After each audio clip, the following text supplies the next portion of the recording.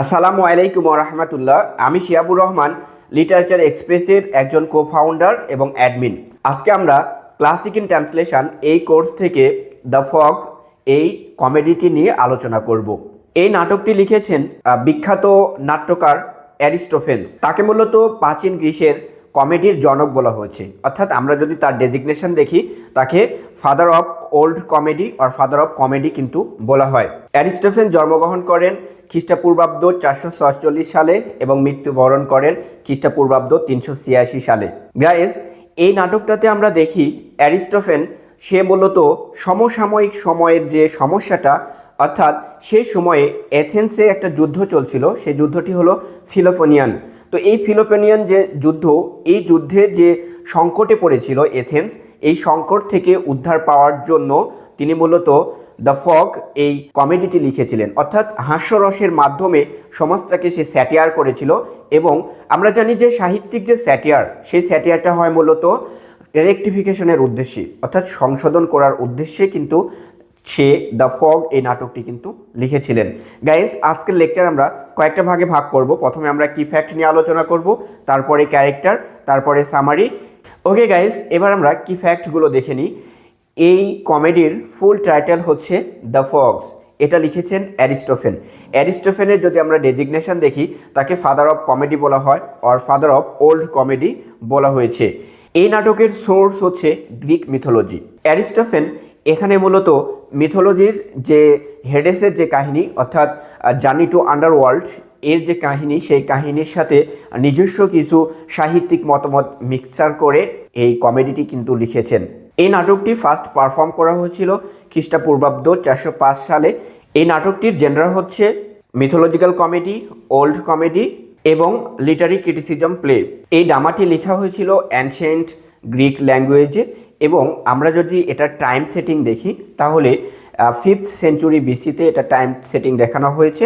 এবং এটা যদি প্লেস সেটিং দেখি, যে এটা মূলত এথেন্সে শুরু হয়েছিল এবং এটা মুভ করে মিথোলজির যে আন্ডারওয়ার্ল্ড রয়েছে, অর্থাৎ হেডেস রয়েছে, সেখানে কিন্তু প্লেস সেটিংটা মুভ করা হয়েছে। গাইস, এই ছিল আমাদের কি ফ্যাক্ট। এবার আমরা ক্যারেক্টারগুলো নিয়ে আলোচনা করব। এখানে অনেকগুলো ক্যারেক্টার ব্যবহার করা হয়েছে।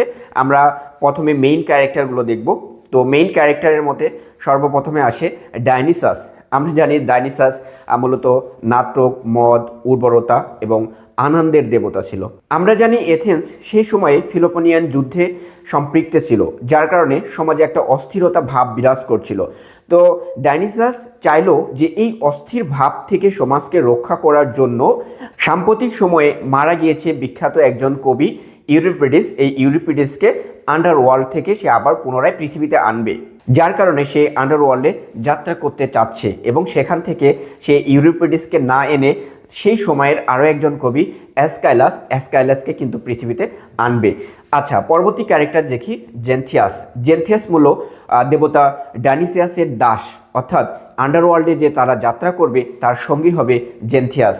ওকে, এবার নেক্সট ক্যারেক্টার ইউরিপিডিস। ইউরিপিডিস হচ্ছে প্রাচীন গ্রিসের একজন বিখ্যাত নাট্যকার, ট্র্যাজিক নাট্যকার বা কবি আমরা কিন্তু তাকে বলতে পারি। আমরা জানি প্রাচীন গ্রিসে সেই সময়ে 3জন বিখ্যাত নাট্যকার ছিলেন, তার মধ্যে হচ্ছে ইউরিপিডিস, অ্যাসকাইলাস, সফোক্লিস, এই 3জন বিখ্যাত নাট্যকার ছিলেন। তো এই ইউরিপিডিস সাম্প্রতিক সময়ে মারা গেছে এবং তাকে পৃথিবীতে পুনরায় ফিরে আনার জন্য ডায়নিসাস আন্ডারওয়ার্ল্ডে যাচ্ছে। এরপরে নেক্সট ক্যারেক্টার অ্যাসকাইলাস। অ্যাসকাইলাস আর একজন বিখ্যাত নাট্যকার, ট্র্যাজিক নাট্যকার। তো ইউরিপিডিসকে আনার পরিবর্তে ডায়নিসাস অ্যাসকাইলাসকে কিন্তু পৃথিবীতে আনবে। আমরা দেখব যে আন্ডারওয়ার্ল্ডে তাদের দুজনের মধ্যে, ইউরিপিডিস এবং অ্যাসকাইলাসের মধ্যে একটা সাহিত্যিক ডিবেট হবে। এই ডিবেটে কিন্তু অ্যাসকাইলাস জয়লাভ করবে, যার কারণে অ্যাসকাইলাসকে কিন্তু ডায়নিসাস পৃথিবীতে নিয়ে আসবে। Next character করাস। করাস এই নাটকটাতে সবচেয়ে গুরুত্বপূর্ণ ভূমিকা পালন করেছে। করাস হচ্ছে মূলত ব্যাঙ, অর্থাৎ তাদের নাম অনুসারে এই নাটকটার নামকরণ করা হয়েছে দ্য ফগস। ডায়নিসাস যখন আন্ডারওয়ার্ল্ডের নদী পার হবে তখন এই ব্যাঙগুলো সমস্বরে বিভিন্ন ধরনের ধ্বনি শব্দ করতে থাকবে। তো প্রথম পর্যায়ে ডায়নিসাস এই ধ্বনিগুলোতে বিরক্ত বোধ করবে, পরবর্তীতে সেটাতে সে কিন্তু অনেক মজা নেবে এবং সে কিন্তু সেই শব্দগুলো করতে থাকবে। এবং এই ব্যাঙগুলো কিন্তু এই নাটকে করাসের ভূমিকা পালন করেছে। ওকে, এই ছিল প্রধান ক্যারেক্টার। এছাড়াও এখানে আরও কিছু মাইনর ক্যারেক্টার আমরা দেখতে পাই। তার মধ্যে প্রথমে আসে হারকিউলিস। হারকিউলিস সে মূলত দেবতা জিউসের পুত্র এবং তার মা ছিল একজন মানব, অর্থাৎ দেবতা এবং মানব এর সংমিশ্রণে হারকিউলিসের জন্ম। তো তাকে হচ্ছে অর্ধ দেবতা কিন্তু বলা হয়। সে কিন্তু খুবই একজন শক্তিশালী বীর যোদ্ধা ছিল। এই হারকিউলিসই একমাত্র ব্যক্তি যে আন্ডারওয়ার্ল্ডে এর আগে গিয়েছে এবং সেখান থেকে সে আবার জীবিতভাবে পৃথিবীতে ফিরে এসেছে। Next character Charon. এই ক্যারন হচ্ছে আন্ডারওয়ার্ল্ড বা পাতালপুরীর যে নদী আছে সেই নদীর হচ্ছে নৌকা চালক বা মাঝি। নেক্সট ক্যারেক্টার এইকাস। তো এইকাস হচ্ছে আন্ডারওয়ার্ল্ডের যে রাজপ্রাসাদ, সেই রাজপ্রাসাদের দরজার দারোয়ান হচ্ছে এইকাস। তো এই ছিল আমাদের ক্যারেক্টার। এবার আমরা সামারি নিয়ে আলোচনা করব। গাইস, এই নাটকের গল্পটা এভাবে শুরু হচ্ছে। দেবতা ডাইনিসাস সে অনেক হতাশার মধ্যে আছে, অর্থাৎ সেই সময়ে এথেন্সে এই সিনোফেনিয়ান যুদ্ধের কারণে পরিবেশ একদম ভালো ছিল না। এই অস্থিতিকর পরিবেশ থেকে সে উদ্ধার পেতে চাচ্ছিল, যার কারণে সে চাচ্ছে যে সাম্প্রতিক সময়ে মারা গেছে একজন বিখ্যাত কবি নাট্যকার, সে হচ্ছে ইউরিপিডিস। সে পাতালপুরীতে যাবে এবং ইউরিপিডিসকে পুনরায় আবার পৃথিবীতে ফিরিয়ে আনবে। এই সিদ্ধান্ত কিন্তু ডাইনিসাস নিয়েছে। আমরা জানি ডাইনিসাস সে মূলত নাটক, মদ, কুমারিত্ব এবং আনন্দের দেবতা ছিল। তো যার কারণে এখানে আমরা যদি দেখি যে ডাইনিসাস কী করছে, সে আন্ডারওয়ার্ল্ডের যাওয়ার জন্য সিদ্ধান্ত নিয়েছে এবং তার সঙ্গী হিসেবে তার দাস জেনথিয়াসকে কিন্তু সে সাথে নিয়েছে। তো তারা দুজন আন্ডারওয়ার্ল্ডের উদ্দেশ্যে রওনা দিয়েছে। তো এখানে আমরা দেখি যে ডাইনিসাস সে মূলত হারকিউলিসের পোশাক পরিধান করেছে এবং হাতে হারকিউলিসের যে হ্যামার থাকে সেই হ্যামারটা নিয়েছে এবং তার দাস একটা গাধার পিঠে মালামাল নিয়ে সে কিন্তু যাচ্ছে। গাইস, এখানে অ্যারিস্টোফেন ডাইনিসাসকে একজন ব্যঙ্গ ক্যারেক্টার, অর্থাৎ একজন কমিক ক্যারেক্টার হিসেবে কিন্তু উপস্থাপন করেছেন। অর্থাৎ সে এমনটা না যে সে অনেক সাহসী, অনেক শক্তিশালী, সে অনেক যুদ্ধ করবে, এমনটা না। অর্থাৎ তাকে মূলত একটা ভীরু এবং একটা ব্যঙ্গাত্মক বা একটা হচ্ছে হাস্যরসাত্মক ক্যারেক্টার হিসেবে কিন্তু এখানে উপস্থাপন করেছে নাট্যকার। ডাইনিসাস হারকিউলিসের পোশাক পরে রওনা দিয়েছে এবং যাত্রাপথে তার দাস জেনথিয়াস এবং ডাইনিসাস তারা দুজন একজন আরেকজনকে বিভিন্ন ধরনের ধাঁধা ধরছে, যেগুলো অডিয়েন্সদেরকে অনেক মজা দিচ্ছে এবং নাটকটাকে একদম কমেডিতে রূপান্তর করছে। এদিকে আমরা দেখি যে ডাইনিসাস হারকিউলিসের বাসায় যেয়ে কড়া নাড়ছে এবং যখন হারকিউলিস দরজা খুলে বাহিরে বের আসে, ডাইনিসাসকে দেখে সে প্রথমে একটু অবাক হয়ে যায়, তার পরবর্তীতে হাসতে শুরু করে, হা হা হা। এই যে সে এই জন্য হাসছে যে ডাইনিসাস হারকিউলিসের পোশাক পরিধান করেছে এবং হারকিউলিস যখন ডাইনিসাসের কাছে জানতে চাচ্ছে যে সে কেন এসেছে, সে বলছে যে আসলে সাম্প্রতিক সময়ে যুদ্ধের কারণে এথেন্সের পরিবেশ একদম খারাপ হয়ে গেছে। সে মূলত এথেন্সকে আবার পূর্বের মর্যাদায় ফিরিয়ে দিতে চায়, যার কারণে সাম্প্রতিক সময়ে মারা যাওয়া বিখ্যাত একজন কবি ইউরিপিডিস, সেই ইউরিপিডিসকে আন্ডারওয়ার্ল্ড বা পাতালপুরী থেকে পুনরায় পৃথিবীতে আনবে, এই উদ্দেশ্যে সে পাতালপুরীতে দিতে চাচ্ছে। তো সে বলে যে তাহলে হারকিউলিসের কাছে সে কেন এসেছে। ডাইনিসাস বলে যে হারকিউলিসই একমাত্র ব্যক্তি যে পাতালপুরীতে এর আগে গিয়েছে, সেখান থেকে পুনরায় পৃথিবীতে আবার ফিরে এসেছে। তো ডাইনিসাস হারকিউলিসকে বলে সে যদি আন্ডারওয়ার্ল্ডের রাস্তাটা ডাইনিসাসকে দেখিয়ে দিত তাহলে তার জন্য অনেক ভালো হতো। যাই হোক, হারকিউলিস তাকে আন্ডারওয়ার্ল্ডের রাস্তা দেখিয়ে দেয়। দেবতা ডাইনিসাস এবং তার দাস জান্থিয়াস তারা আন্ডারওয়ার্ল্ডের উদ্দেশ্যে রওনা দেয়। প্রথমে পাতালপুরীর যে নদী স্ট্র্যাক্স, এই নদীটা তাদের সামনে পড়ে। তো সেখানকার একজন মাঝি আছে, একটা নৌকা আছে, মাঝির নাম হচ্ছে ক্যারন। তো এই ক্যারন মাঝি, তার একটা গুণ ছিল, অর্থাৎ আন্ডারওয়ার্ল্ডের একটা রুলস ছিল যে তার যে নৌকা, এই নৌকাতে কোনো ধরনের দাস উঠতে পারবে না, যার কারণে এই নৌকাতে শুধু ডাইনিসাসকেই কিন্তু স্থান দেওয়া হয় এবং জেনথিয়াস সে কিন্তু নৌকায় উঠতে পারে না, সে নদীর পাশ ধরে অর্থাৎ তীর বয়ে ওপারে কিন্তু পৌঁছায় আমরা দেখি। তো এই যে যখন নৌকায় চড়ে নদীটা পার হচ্ছে, পাতালপুরীর নদী পার হচ্ছে, তখন পাশে থেকে অনেক শব্দ ভেসে আসছে। এই শব্দগুলো মূলত করাসরা করছে। তাহলে এখানে করাস হচ্ছে ব্যাং, আমরা ব্যাঙ্গের শব্দ দেখতে পাই। দেখেন স্ক্রিনে আমি তুলে দিয়েছি যে কি ধরনের শব্দ করছিল ব্যাংরা। তো এই যে শব্দ, অদ্ভুত প্রকৃতির শব্দ, যেটা ডাইনিসাস এর আগে কখনো শুনেনি। তো ডাইনিসাস প্রথম পর্যায়ে অনেক বিরক্ত হচ্ছে যে শব্দগুলো শুনে, কিন্তু পরবর্তীতে সেও মজা করতে শুরু করেছে, অর্থাৎ সেও কিন্তু এই শব্দগুলো বলতে শুরু করেছে। এক পর্যায়ে তারা নদীটা পার হয়। তো নদী পার হয়ে সেখানে জান্থিয়াসের সাথে মিলিত হয়। তো তারা সেখান থেকে আন্ডারওয়ার্ল্ডের উদ্দেশ্যে যাত্রা শুরু করে। এখানে দেখেন করাসরা কিন্তু তাদেরকে বিভিন্নভাবে বাধা প্রদান করছিল, তাদেরকে বলছিল যে তোমরা আসলে আন্ডারওয়ার্ল্ডে যেও না, সেখানে তোমাদের আরও বড় বিপদ হবে। কিন্তু তারা এই বাধাগুলো না মেনে তারা যাত্রা শুরু করে। তো পথমধ্যে তাদের সাথে ইমপ্রুসা নামে একজন বিখ্যাত দানবের সাথে কিন্তু তাদের সাক্ষাৎ হয়। এটা একটা এমন দানব যে মুহূর্তের মধ্যে তার রূপ পরিবর্তন করতে পারে। এই মুহূর্তে সে কি হচ্ছে, গরু হচ্ছে, আবার গাধা হচ্ছে, আবার আগুনের গোলায় পরিণত হচ্ছে। তো সেখান থেকে তারা দুজন অনেক কষ্টে তাদের প্রাণ রক্ষা করে তারা কিন্তু হেডেস বা আন্ডারওয়ার্ল্ডের প্রাসাদের দরজায় কিন্তু পৌঁছায়। তো সেখানে পৌঁছানোর পর যখন দরজায় কড়া নাড়ছে তখন সেখান থেকে দারোয়ান এই কাজ দরজা খুলে দেয়। দরজা খুলেই দেখে যে সেখানে হারকিউলিস উপস্থিত হয়েছে। আমরা তো জানি ডাইনিসাস আছে, কিন্তু ডাইনিসাস হারকিউলিসের পোশাক পরিধান করে এসেছে। তো এর আগে হারকিউলিস আন্ডারওয়ার্ল্ড থেকে 3 মাথা বিশিষ্ট একটা কুকুর, যার নাম হচ্ছে সার্ভেরাস, এই সার্ভেরাসকে চুরি করে নিয়েছিল এবং আন্ডারওয়ার্ল্ডে অনেক হট্টগোলের সৃষ্টি করেছিল। তো এই কাজ দেখে যে হারকিউলিস আবার ফিরে এসেছে, তো সে কী করতে চায়, এর প্রতিশোধ দিতে চায় যে আবার সে হয়তো আন্ডারওয়ার্ল্ডে এসেছে, আবার গ্যাঞ্জাম করবে, আবার কোনো কিছু চুরি করে নিয়ে যাবে, যার কারণে সে প্রতিশোধ নিতে চায় এবং তাকে মারার জন্য প্রস্তুতি নিচ্ছে। তো এদিকে ডাইনিসাস দেখছে যে ঘটনা তো অন্যরকম, এখানে থাকলে তো মার খেতে হবে তাকে। তো তৎক্ষণাৎ সে তার পোশাকটা খুলে তার দাস জেনথিয়াসকে কিন্তু পরিয়ে দেয় এবং জেনথিয়াস সেটা পরে কিন্তু আছে। তো জেনথিয়াসকে এখন মনে হচ্ছে যে সে হারকিউলিস, ঠিক আছে। তো কিছুক্ষণ পরে আমরা দেখি যে পাতালপুরীর যে রমণীরা আছে, যে দাসীরা আছে, তারা এই হারকিউলিসকে, অর্থাৎ জেনথিয়াস তো এখন হারকিউলিস আছে, জেনথিয়াসকে কী করছে, অনেক মালা এবং পুষ্পসজ্জায় সজ্জিত করে তাকে অভ্যর্থনা জানাচ্ছে, স্বাগতম জানাচ্ছে। এখানে দেখেন ডাইনিসাস সে কিন্তু এই সুযোগটা মিস করে ফেললো, অর্থাৎ তাদেরকে স্বাগতম জানিয়ে যখন আন্ডারওয়ার্ল্ডের ভিতরে নিয়ে যাচ্ছে তখন ডাইনিসাস করছে, ও সুযোগ তো মিস হয়ে গেল, সে আবার তৎক্ষণাৎ পোশাক কিন্তু চেঞ্জ করে নিল। এখানে দেখেন এই কাজ কিন্তু তার দলবল নিয়ে সেখানে আবার পৌঁছে এই যে হারকিউলিস অর্থাৎ ডাইনিসাসকে কিন্তু মারধর শুরু করেছে, কারণ এখন ডাইনিসাস তো হারকিউলিসের পোশাক পরিধান করে আছে।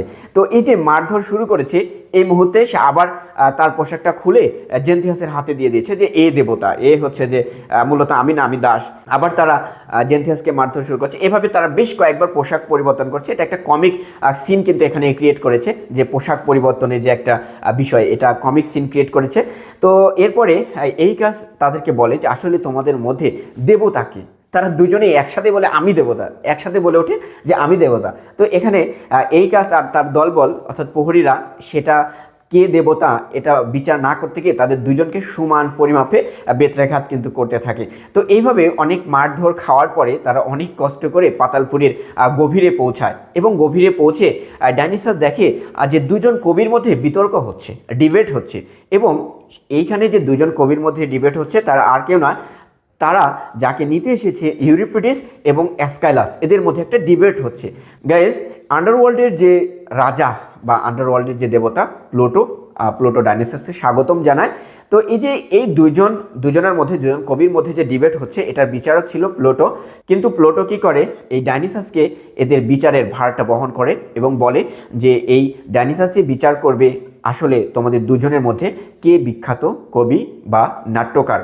ওকে, আচ্ছা, আমরা দেখি যে ইউরিপিডিস সে বিভিন্ন যুক্তি দিচ্ছে, অর্থাৎ তার যে সাহিত্য, সেই সাহিত্য সে কী ধরনের ফর্ম ব্যবহার করেছে, কী ধরনের চরিত্রগুলো ক্রিয়েট করেছে এবং কি স্ট্রাকচারে লিখেছে সেটার পক্ষে সে কিন্তু যুক্তি দিচ্ছে। এবং তার যে যুক্তিগুলো সেগুলো আসলে বাস্তবসম্মত, অর্থাৎ সমসাময়িক সময়ের যে ঘটনাগুলো, সেই ঘটনাগুলো হাত থেকে কিভাবে রক্ষা পাওয়া যায় সেই বাস্তবধর্মী প্রেক্ষাপট বা বর্ণনা কিন্তু ইউরিপিডিস প্রদান করেছে। এবং অ্যাসকাইলাস ইউরিপিডিসকে দোষারোপ করছে যে আসলে তার নাটকগুলো নৈতিক অবক্ষয়, মানে অর্থাৎ নৈতিকতা নেই। এবং অ্যাসকাইলাস যেটা করছে, অর্থাৎ প্রাচীনকালের যে বীরগুলো ছিল বা প্রাচীনকালের যে ধারাটা, সেই ধারাকে কিন্তু সে মেনটেন করছে। তো অনেক ডিবেট হওয়ার পরে এখানে নাট্যকার মূলত এই যে তাদের মধ্যে যে ডিবেট, এই ডিবেট দ্বারা সমসাময়িক সময়ের যে সাহিত্য, সেই সাহিত্যগুলোকে কি করেছে, বিদ্রূপ করেছে, ব্যঙ্গ করেছে। শুধু এটাই না, সেই সমসাময়িক সময়ের যে রাজনৈতিক ব্যবস্থা, যুদ্ধ বিগ্রহ, এই সব কিছুকে কিন্তু ব্যঙ্গ করা হয়েছে এই ডিবেটের মাধ্যমে। এই ডিবেটটা খুবই গুরুত্বপূর্ণ, তোমরা অবশ্যই এই ডিবেটটা বিস্তারিত পড়ে নিবে। সো এই ডিবেট থেকে কোনো সিদ্ধান্তে পৌঁছাতে পারে না। তো এইবার একটা সিদ্ধান্তে আসা হয়, ডায়নিসাস বলে যে তোমাদের যে ভার্সগুলো অর্থাৎ তোমাদের সাহিত্যের যে লাইনগুলো সেটা দাঁড়িপাল্লায় মাপা হবে। দেখেন এটা কিন্তু খুবই একটা কমিক বিষয়, এখান থেকে অডিয়েন্স কিন্তু অনেক মানে মজা পাচ্ছে, ঠিক আছে। তো তাদের দাঁড়িপাল্লায় মাপা হয়, এখানে দাঁড়িপাল্লায় মাপার পরে দেখা যায় যে অ্যাসকাইলাসের সাহিত্যটাই বেশি ভারী হচ্ছে, ইউরিপিডিসেরটা ভারী হচ্ছে না। তো এখানে আমরা যদি দেখি যে ডায়নিসাসের কিন্তু পার্সোনাল পছন্দ কিন্তু ইউরিপিডিস, অর্থাৎ সে চায় যে সে পৃথিবীতে ইউরিপিডিসকে নিয়ে যাবে, বাট আমরা দেখছি যে অ্যাসকাইলাসের সাহিত্যটাই বেশি ভারী হচ্ছে। তো এবারও কিন্তু সে সিদ্ধান্তে পৌঁছায় না আসলে কে বিখ্যাত কবি, কার সাহিত্যগুলো সবচেয়ে বিখ্যাত সেটা কিন্তু সে এখনও ঘোষণা করে না, যার কারণে সে তাদেরকে আরও একটা প্রশ্ন করে যে সাম্প্রতিক সময়ে পৃথিবীতে একটা যুদ্ধ হচ্ছে, ফিলোপোনিয়ান যুদ্ধ। তো এই যুদ্ধ থেকে উদ্ধারের জন্য তোমরা দুইটা মতবাদ দাও, আসলে এই যুদ্ধ থেকে কিভাবে পৃথিবীর মানুষ নিস্তার পাবে বা এথেন্সের মানুষ কিভাবে রক্ষা পাবে, এটার পক্ষে তোমরা যুক্তি প্রদান করো। তো এখানে ইউরিপিডিসের যে যুক্তিগুলো, সেই যুক্তিগুলো আসলে সমসাময়িক সময়ের প্রেক্ষাপটে অর্থাৎ বাস্তব ধর্মিক যে প্রেক্ষাপট, সেই প্রেক্ষাপট থেকে সে যুক্তিগুলো প্রদান করেছে।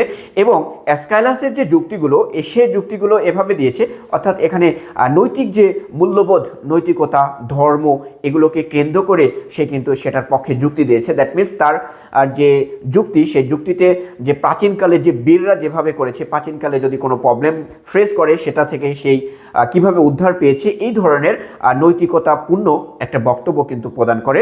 যার কারণে এই নৈতিকতা থাকার কারণে ডায়নিসাস অ্যাসকাইলাসকে বেশি পছন্দ করে এবং অ্যাসকাইলাসকে বিজয়ী ঘোষণা করে এবং অ্যাসকাইলাসকে আন্ডারওয়ার্ল্ড থেকে পৃথিবীতে কিন্তু নিয়ে আসে।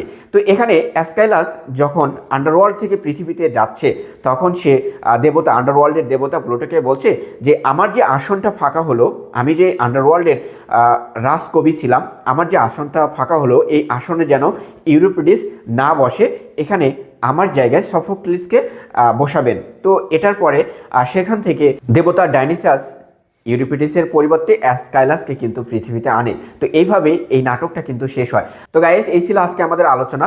ক্লাসিক ইন ট্রান্সলেশন এই কোর্সে প্রতিটা টপিকের উপরে আমাদের ভিডিও আছে, তোমরা যদি না দেখো অবশ্যই আমাদের চ্যানেলে গিয়ে দেখে আসবে এবং আমাদের চ্যানেলটা অবশ্যই সাবস্ক্রাইব করে দিবে।